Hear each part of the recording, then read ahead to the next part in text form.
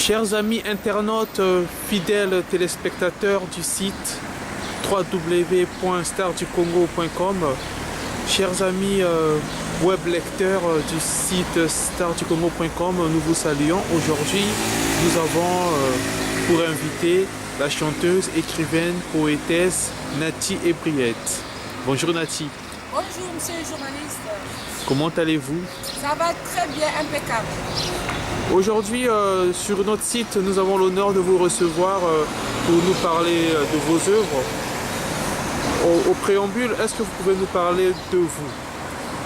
Tout d'abord, je me présente.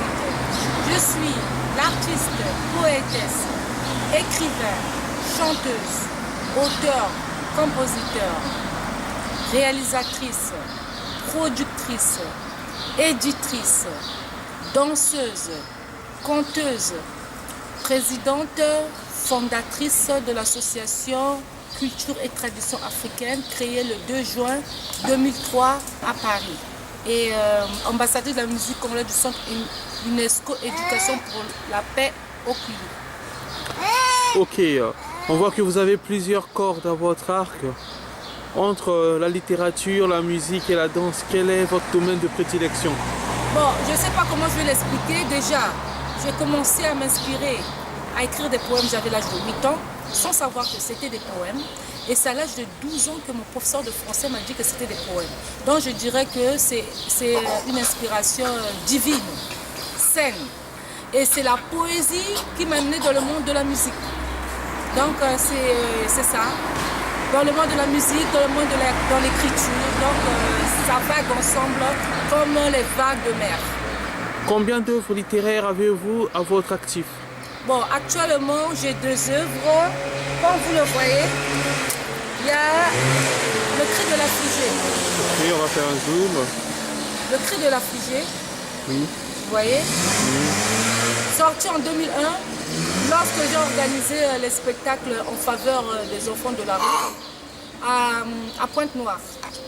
Donc, je me suis fait passer pour ces enfants.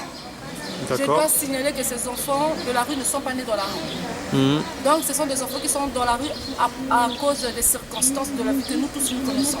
Donc j'ai plaidé la cause de ces enfants démunis, qui sont honteusement appelés enfants de la rue. Et en 2008, ici à Paris, j'ai reproduit ce même recueil de poèmes, toujours en leur faveur. Et mon combat toujours en faveur des enfants de la rue, c'est ma contribution dans mes écrits, dans ma chanson, dans ma musique, dans mes théâtres, dans beaucoup de choses. J'essaierai toujours de défendre ces enfants de la rue. D'accord, on peut dire que vous avez cette vocation d'être l'avocate des enfants démunis, des enfants qui sont appelés péjorativement enfants de la rue, mais bon, disons des enfants sans domicile, des enfants sans abri. Oui, mais avocate, c'est un peu trop dit. Parce que vous savez, ces enfants qui sont dans la rue là, c'est aussi des enfants qui sont venus dans des familles qui sont bien. Oui. Donc, c'est un peu trop compliqué. Moi, je fais que plaider la cause qu'ils soient bien traités. Hein, ça veut dire les gens, vous voyez, il y a de ces gens qui sont des riches, des fois ils crachent sur ces enfants, ils ne s'occupent pas de ces enfants. Ils pensent que c'est vraiment... Non, c'est pas bon. Il faudrait que les gens soient humains et non inhumains. Donc ces enfants doivent être respectés. Pas que les enfants de Congo-Brazzaville, ils sont partout à Kinshasa, en Afrique, dans le monde entier. Respectons ces enfants parce que les enfants, c'est la lumière de la famille. D'accord. Vous estimez que dans nos pays, il n'y a pas un système social assez fort pour venir en aide à ces enfants, pour éviter que ces enfants soient à la merci d'eux-mêmes? Vous savez, bon, il y a peut-être des associations, je n'ai pas vérifié, il y a des associations qui se battent. L'État, je parle des pouvoirs publics. Oh, est-ce qu'ils ont une certaine impuissance? Les enfants sont toujours victimes quand à la guerre on leur donne des armes. On les appelle les enfants combattants, les petits. C'est pas bien. Mais pourquoi pas ces gens ne donnent pas les armes à leurs enfants, à eux? Ou à leurs... c'est injuste. C'est injuste. Eux, ils ont des parents qui sont pauvres. Ils ne peuvent rien faire. On leur donne des armes, allez-y vous battre. On leur dit, allez-y faire ça. Ils vont parce qu'ils n'ont pas de choix. Mais pendant ce temps, ces gens, comme on dit les grands de ce monde, ils protègent leur famille. C'est très injuste. Est-ce que ça vous arrive de sortir deux œuvres culturelles dans deux domaines différents la même année. Est-ce que ça peut arriver de sortir un livre et un disque la même année? Bien sûr, vous voyez par exemple ce disque et ce livre Oui. est sorti à la même année que ce disque. Comme j'ai dit, ça c'est le disque, c'est un CD Poisson à checker. Poisson à checker, donc il y a 9 titres et c'est sorti en 2010 au même moment que ce livre. Le cri de la Fidji. D'accord. Oui, c'est très intéressant, Nathié Briette, on voit vos œuvres. Et ça vous a pris combien de temps? La jeunesse. La jeunesse. C'est un roman ou une pièce de théâtre? La jeunesse, c'est une pièce de théâtre que j'ai écrit pour tirer les oreilles. Je dis bien pour tirer les oreilles des enfants qui pensent ou qui croient que l'argent de papa leur appartient. C'est bien, l'argent de papa aussi leur appartient, mais il faudrait qu'ils puissent réussir. Il faudrait qu'ils puissent se dire qu'on nous a mis au monde, nos papas ont travaillé, à notre tour on doit se battre. On ne doit pas seulement s'attendre à papa qui est là comme il y a la corruption, le matin soit bana, tout le temps on pousse et arriver à un niveau, tu es dans un bureau, alors que ceux qui ont souffert, qui soient là à l'école, qui lisaient dans les maisons, qui n'ont même pas d'électricité, dans les lampes pétioles, ils mangeaient qu'une fois dans la journée, ils ont des diplômes, ils n'ont pas de travail. Mais ceux qui sont tête vide ont des postes. Pourquoi? Parce que papa est au-dessous. Non, ça doit s'arrêter là. C'est pour ça que j'ai écrit ce livre La jeunesse. Hein, c'est l'histoire d'un jeune garçon, Alain, qui croyait qu'il était tout, mais heureusement que sa maman a pensé que non, il était fainéant en le chassant.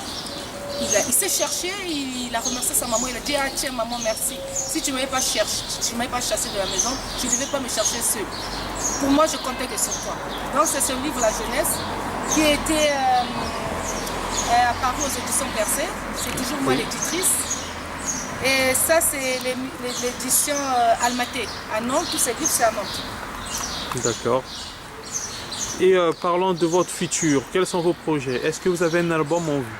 Bon, là, ou un livre Oui, bon, je suis en train de préparer mon 3e livre. D'abord la suite de ce livre, La jeunesse qui n'est pas terminée. Et en plus, je suis en train de préparer un autre livre, Fleury me Régis. Ceux qui habitent en France, ils savent que c'est la plus grande production en Europe. Donc c'est ce livre qui va sortir. Et en plus, mon 3e album qui sera que dansant. Un style Zoubou. Benda Foufou Malembe. D'accord. Donc c'est un peu ce style comme ça. Ok. Il nous reste 4 minutes. Je vais vous laisser face à la caméra. Vous allez vous adresser au public. Dites tout ce que vous avez sur le cœur. Soit en lingala, en swahili, en wolof, en djoula, en anglais, en français. C'est vous qui voyez. Vous avez le libre choix.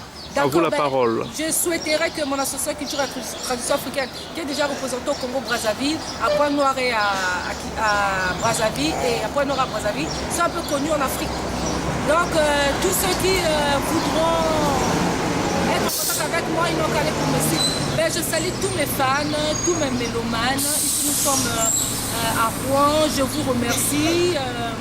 Vous-même, monsieur le journaliste, c'est grâce à vous que je me suis déplacée pour venir à Rouen pour votre interview. Donc, je vous remercie infiniment et je demanderai à des gens d'avoir l'œil sur ces enfants démunis qui sont en plus ou moins appelés enfants de la rue. Et je vous embrasse tous. C'est la poétesse Nathié.